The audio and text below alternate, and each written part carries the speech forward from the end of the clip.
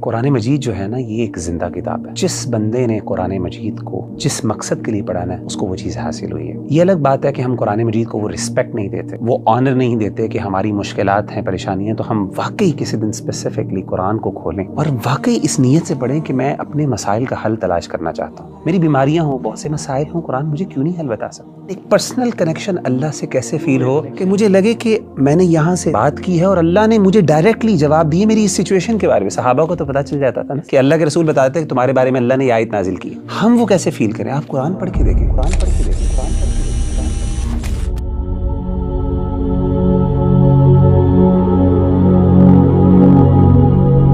مغیرہ بھائی, ایک عام انسان جب بھی کسی سے کمیونیکیشن کرتا ہے اس کی خواہش ہوتی ہے کہ اس کو رسپانس ملے اور رسپانس جلدی مل جائے. جس طرح کہ نبی کریم صلی اللہ علیہ وآلہ وسلم کے زمانے میں صحابہ کرام جو تھے ان کے اوپر پریشانیاں آتی تھی, تکلیفیں آتی تھیں, اور وہ اللہ سبحانہ و تعالیٰ سے دعائیں کرتے تھے کہ ان کی یہ پریشانیاں ختم ہو جائیں, اور ان کو ان چیزوں کا جواب بھی مل جاتا تھا اور ان کے دعائیں بھی قبول ہوتی تھی وحی کے ذریعے.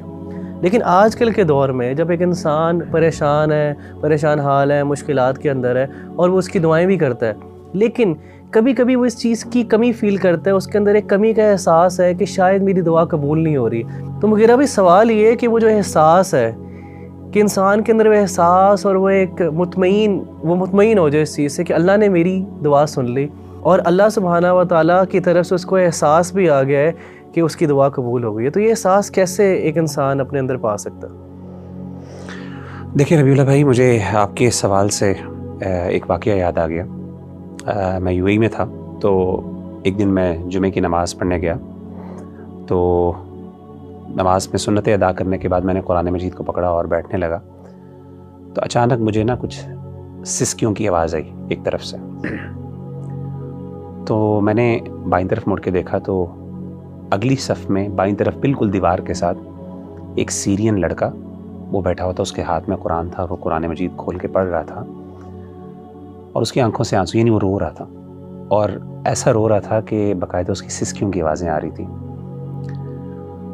اور آپ کو پتہ ہے کہ شام جو ہے سیریا ایک ٹھنڈا علاقہ ہے, تو وہاں پہ اکثر جو لوگ ہیں ان کی کمپلیکشن وائٹ ہوتی ہے, تو رونے کی وجہ سے نا اس کا چہرہ سرخ ہوا تھا, بالکل ریڈ, اور سسکیاں اتنی اونچی تھیں کہ باقاعدہ آس پاس کے جو لوگ تھے وہ باقاعدہ یعنی وہ نوٹ کر رہے تھے اور وہ تھوڑا سا بار بار دیکھتے تھے مڑ کے.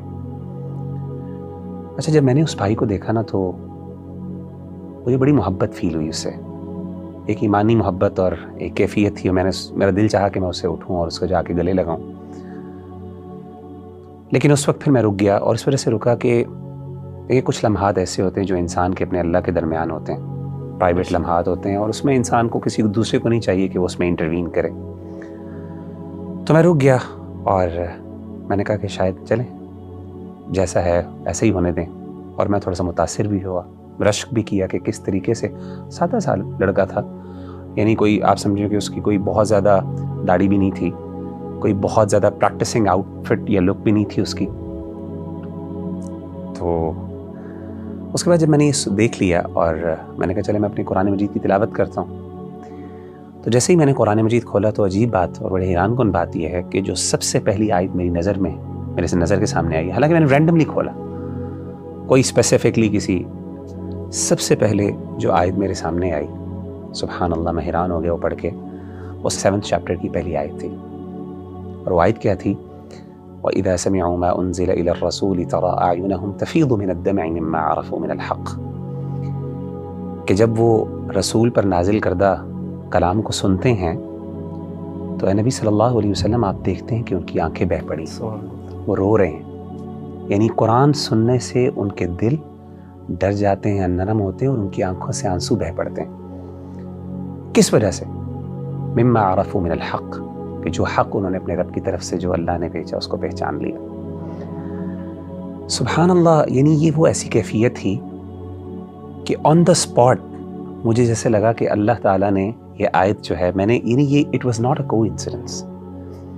دیکھیں ہم لوگ جو ہے نا, we are not the people who believe in the coincidences. We believe کہ ہر چیز, ہر ایکشن, ہر پریکٹس جو دنیا میں ہو رہی ہے اس کے پیچھے اللہ کی حکمت کار فرمان.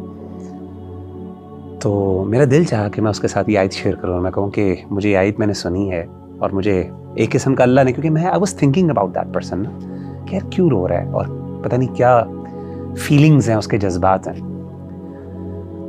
تو مجھے اس دن احساس ہوا کہ قرآن مجید جو ہے نا یہ ایک زندہ کتاب ہے. اور یقین کریں، یہ تجربہ کر کے دیکھ لیں کہ جس بندے نے قرآن مجید کو جس مقصد کے لیے پڑھانا ہے اس کو وہ چیز حاصل ہوئی ہے.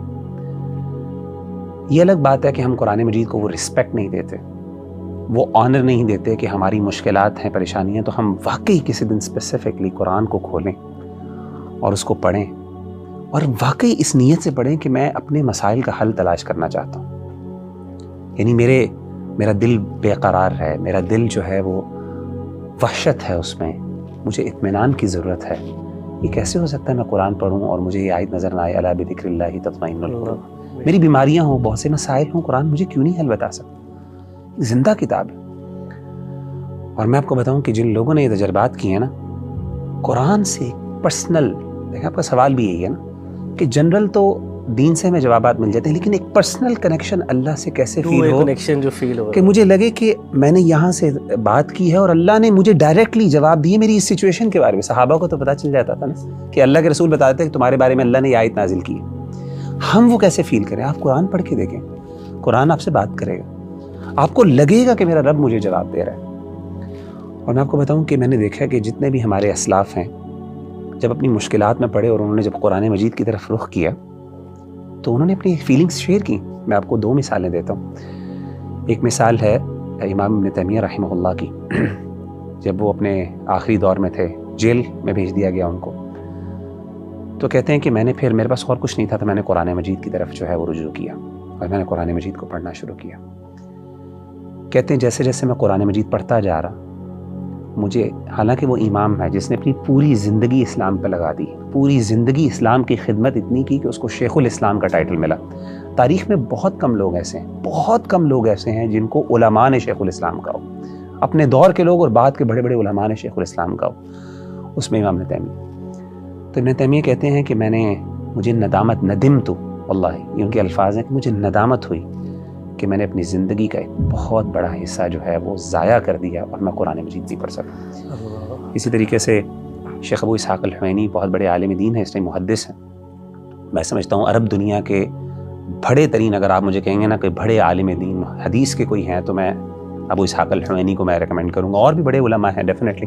ان کو کچھ دیر کے لیے روک دیا گیا لیکچرز سے اور لوگوں سے خطبات جو وہ دیتے تھے، تو انہوں نے قرآن مجید کو پڑھنا شروع کیا. اور یہ ان کا جملہ تھا جب وہ واپس آئے اور ان کے لیے دوبارہ وہ بین ریموو کیا گیا اور ان کو اجازت ملی کہ اب وہ پبلک سے بات کر سکتے ہیں، تو انہوں نے کہا کہ یہ ان کا جملہ باقاعدہ ہے، یا لیتنی اعطیت القرآن حیاتی، ہائے کاش میں نے اپنی پوری زندگی قرآن کو دے دی. اور کہتے ہیں کہ میں نے اپنی اس جو وقت میں نا قرآن پڑھا اور مجھے احساس ہوا کہ میں نے کتنا بڑا، حالانکہ پوری زندگی حدیث کی خدمت، حدیث کوئی چھوٹی چیز ہے سبحان اللہ، لیکن جو قرآن ہے نا وہ پرسنل کنیکشن بندے کو تب، اور میں بتاؤں یہ کنیکشن بندے کو خاص طور پہ تب فیل ہوتا ہے جب بندہ مشکل میں ہوتا ہے، جب بندے کو ضرورت ہوتی ہے. اس وقت جب قرآن راحت دیتا ہے اور قرآن انسان سے کمیونیکیٹ کرتا ہے، تو اس وقت انسان کو پھر یہ جذبہ بیدار ہوتا ہے کہ کاش میں اپنی پوری زندگی قرآن کو دے دیتا.